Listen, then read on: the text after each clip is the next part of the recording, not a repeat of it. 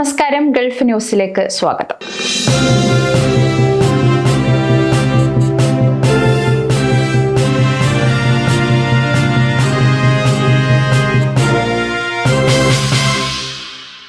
Global വില്ലേജിന്റെ പുതിയ season ആരംഭിക്കാനിരിക്കെ വ്യാജ വെബ്സൈറ്റുകൾ വഴി കുറഞ്ഞ നിരക്കിൽ VIP പാക്കേജുകൾ വാഗ്ദാനം ചെയ്ത് തട്ടിപ്പ് നടത്തുന്ന സംഘങ്ങൾക്കെതിരെ ദുബായ് പോലീസ് മുന്നറിയിപ്പ് നൽകി. ഒക്ടോബർ 15-ന് ആരംഭിക്കുന്ന ഗ്ലോബൽ വില്ലേജ് സീസൺ 30-നോടനുബന്ധിച്ച് തട്ടിപ്പുകൾ വർദ്ധിക്കുന്നതായി അധികൃതർ അറിയിച്ചു.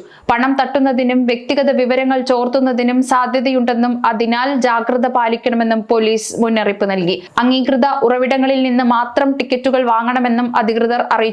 ഇത്തരം തട്ടിപ്പുകൾ പുതിയതല്ലെന്നും എല്ലാ വർഷവും ഇത് ആവർത്തിക്കാറുണ്ടെന്നും അധികൃതർ പറയുന്നു. VIP ടിക്കറ്റ് പാക്കേജുകൾക്ക് ആവശ്യക്കാർ ഏറിയതിനാലാണ് തട്ടിപ്പുകാർ ഇത് മുതലെടുക്കുന്നത്.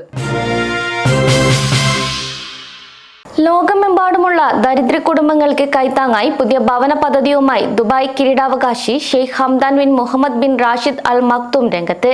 തന്റെ സഹോദരൻ Sheikh Rashid bin Mohammed bin Rashid Al മക്തൂമിന്റെ 10ാം ചരമവാർഷികത്തോടനുബന്ധിച്ചാണ് റാഷിദ് വില്ലേജസ് എന്ന ഈ പദ്ധതി പ്രഖ്യാപിച്ചത്. ദരിദ്ര കുടുംബങ്ങൾക്ക് മികച്ച ജീവിത സൗകര്യങ്ങൾ ഉറപ്പാക്കുകയും ഇതുവഴി മനുഷ്യ സ്നേഹത്തിന് പുതിയൊരു മാതൃക തീർക്കുകയും ചെയ്യുന്ന ഒരു സമീപനമാണ് ഷെയ്ഖ് ഹംദാൻ സ്വീകരിച്ചിരിക്കുന്നത്.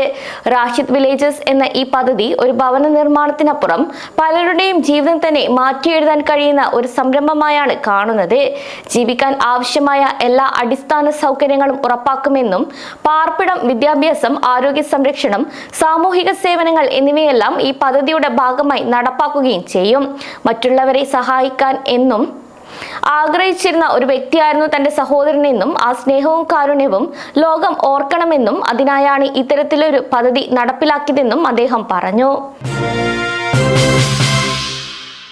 ഷാർജയിൽ കാണാതായ മലയാളി പെൺകുട്ടിയെ കണ്ടെത്തി. ഋതിക സുധീർ എന്ന 22 വയസ്സുള്ള പെൺകുട്ടിയെയാണ് കണ്ടെത്തിയത്. ശനിയാഴ്ച രാവിലെ അബു ഷഗറിലെ ഒരു ക്ലിനിക്കിൽ സഹോദരനൊപ്പം സന്ദർശിച്ച ശേഷം ഋതികയെ കാണാതാവുകയായിരുന്നു. തുടർന്ന് നടത്തിയ അന്വേഷണത്തിൽ ഔദ് മേത്തയിൽ നിന്ന് ഇവരെ കണ്ടെത്തുകയായിരുന്നു. കുട്ടിയെ കണ്ടെത്തിയെന്നും അവർ സുരക്ഷിതരാണെന്നും പിതാവ് സുധീർ പറഞ്ഞതായി ഖലീജ് ടൈംസ് റിപ്പോർട്ട് ചെയ്യുന്നു. ഋതികയുടെ ചിത്രം വാട്സ്ആപ്പ് ഗ്രൂപ്പുകളിൽ പങ്കുവെക്കുകയും സഹായം അഭ്യർത്ഥിക്കുകയും ചെയ്തിരുന്നു കുടുംബം. UAE-യിൽ ഇന്ന് മഴയ്ക്ക് സാധ്യതയുണ്ടെന്ന് കേന്ദ്ര കാലാവസ്ഥാ വകുപ്പായ നാഷണൽ സെന്റർ ഫോർ മെറ്റീരിയോളജി അറിയിച്ചു. രാവിലെയും പകൽ സമയത്തും തെളിഞ്ഞ കാലാവസ്ഥയാണെങ്കിലും ഉച്ചകഴിഞ്ഞ് ഭാഗികമായി മേഘാവൃതമായ കാലാവസ്ഥ ആയിരിക്കുമെന്നും കിഴക്കൻ മേഖലകളിൽ മഴ ലഭിക്കാൻ സാധ്യതയുണ്ടെന്നും വ്യക്തമാക്കി. നിലവിൽ UAE-യിൽ കാലാവസ്ഥാ വ്യതിയാനങ്ങളാണ് സംഭവിച്ചുകൊണ്ടിരിക്കുന്നത്. കൂടാതെ സെപ്റ്റംബർ അവസാനത്തോടെ കടുത്ത വേനൽക്കാലം അവസാനിക്കുകയും ശരത്കാലത്തേക്ക് നീങ്ങുകയും ചെയ്യും. ദുബായ്, അബുദാബി തുടങ്ങിയ സ്ഥലങ്ങളിൽ കനത്ത മൂടൽമഞ്ഞ് രൂപപ്പെടാറുണ്ട്. കൂടാതെ തിങ്കളാഴ്ച രാവിലെ വരെ പടിഞ്ഞാറൻ തീരപ്രദേശങ്ങളിലും ഉൾനാടൻ പ്രദേശങ്ങളിലും ഈർപ്പം വർദ്ധിക്കാൻ സാധ്യതയുള്ളതായ റിപ്പോർട്ടുകളും പുറത്തു വന്നു. ഇത് കനത്ത മൂടൽമഞ്ഞിനോ നേരിയ മൂടൽമഞ്ഞിനോ കാരണമാകാമെന്നും അറിയിച്ചിട്ടുണ്ട്. ഈ സമയങ്ങളിൽ വാഹനമോടിക്കുന്നവർ പ്രത്യേകം ശ്രദ്ധിക്കണമെന്നും അധികൃതർ വ്യക്തമാക്കി. ഇത്തിഹാദ് റെയിൽ ഒക്ടോബർ 8 മുതൽ 10 വരെ അഡ്നോക് സെന്റർ അബുദാബിയിൽ global rail transport infrastructure exhibition and conference നടത്തും. ഗതാഗത മേഖലയിലെ പ്രമുഖർ, വിദഗ്ധർ, ആഗോള കമ്പനി പ്രതിനിധികൾ എന്നിവർ ഒത്തുചേരുന്ന പരിപാടിയിൽ സുസ്ഥിരത, വളർച്ചയും പ്രാദേശിക ഗതാഗത മേഖലയുടെ ശക്തിപ്പെടുത്തലും ലക്ഷ്യം വെക്കുന്നു. ഗതാഗത, റെയിൽവേ മേഖലകളിലെ മുതിർന്ന നേതാക്കൾ, വിദഗ്ധർ, സ്പെഷ്യലിസ്റ്റുകൾ എന്നിവരെയെല്ലാം പരിപാടിയിൽ പങ്കെടുക്കാൻ എത്തിച്ചേരും. കാർബൺ പുറന്തള്ളൽ കുറയ്ക്കുന്നതിനുള്ള അന്താരാഷ്ട്ര സഹകരണവും തന്ത്രപരമായ സംരംഭങ്ങളും സാമൂഹിക സാമ്പത്തിക വളർച്ചയ്ക്കുള്ള അവസരങ്ങളും എക്സിബിഷനിൽ ഉണ്ടാകും.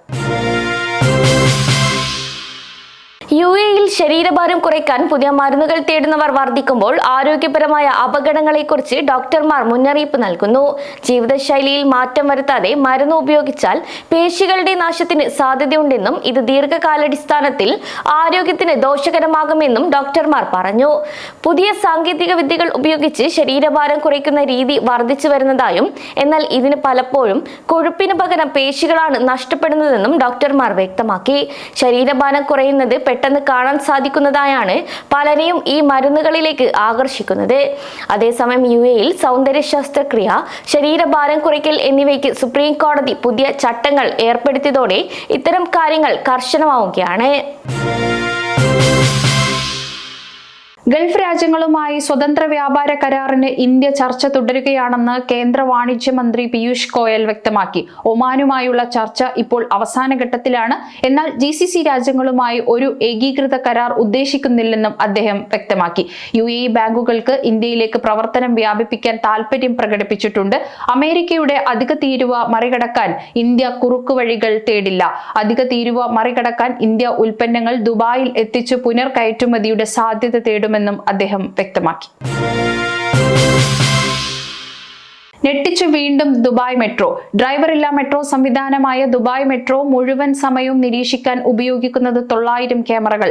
129 ട്രെയിനുകളും ക്യാമറ ഉപയോഗപ്പെടുത്തിയാണ് UAE നിരീക്ഷിക്കുന്നത്. മാത്രമല്ല 53 സ്റ്റേഷനുകളും ഇതിൽ ഉൾപ്പെടും. ദുബായ് മെട്രോയുടെ ഓപ്പറേഷൻസ് കൺട്രോൾ സെന്ററിൽ 20 ജീവനക്കാർ പ്രവർത്തിക്കുന്നുണ്ട്. ഇവരുടെ മേൽനോട്ടത്തിലാണ് നിരീക്ഷണം ശക്തമാക്കിയിരിക്കുന്നത്. ദിവസേന 8.5 ലക്ഷം യാത്രക്കാർ ഈ സംവിധാനം ഉപയോഗിച്ച് കടന്നുപോകുന്നു എന്നാണ് റിപ്പോർട്ട്. ദുബായ് മെട്രോയുടെ യാത്രക്കാരുടെയും ജീവനക്കാരുടെയും സുരക്ഷ ഉറപ്പുവരുത്തുകയാണ് ഇതിലൂടെ ലക്ഷ്യം വെക്കുന്നത്. സെപ്റ്റംബർ 23 സൗദി അറേബ്യയിൽ മാനവവിഭവശേഷി സാമൂഹിക വികസന മന്ത്രാലയം പൊതു അവധിയായി പ്രഖ്യാപിച്ചു. ദേശീയ ദിനമായി ആഘോഷിക്കുന്നതിനാലാണ് അവധി പ്രഖ്യാപനം നടത്തിയത്.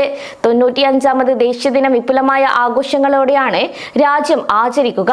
ഇതിന്റെ ഭാഗമായി സർക്കാർ സ്വകാര്യ മേഖലകൾക്ക് പൊതു അവധി ബാധകമാണെന്നും അറിയിച്ചു.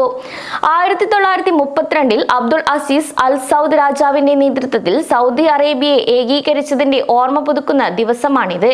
കൂടാതെ ദേശീയ ദിനാഘോഷത്തിന്റെ ഭാഗമായി രാജ്യത്തുടനീളം സാംസ്കാരിക പരിപാടികൾ, സംഗീത കച്ചേരികൾ, വെടിക്കെട്ട്, ദേശസ്നേഹ പ്രദർശനങ്ങൾ തുടങ്ങിയ വിവിധ പരിപാടികൾ നടക്കും. കൂടാതെ പൊതു സ്വകാര്യ മേഖലയിലെ ജീവനക്കാർ, സ്കൂളുകൾ, ബാങ്കുകൾ, സർക്കാർ ഓഫീസുകൾ എന്നിവയ്ക്കും അവധി ബാധകമായിരിക്കുമെന്നും മാനവവിഭവശേഷി സാമൂഹിക വികസന മന്ത്രാലയം അറിയിച്ചു. ഇതോടെ ഗൾഫ് സമയം ബുള്ളറ്റിൻ അവസാനിക്കുന്നു. നമസ്കാരം.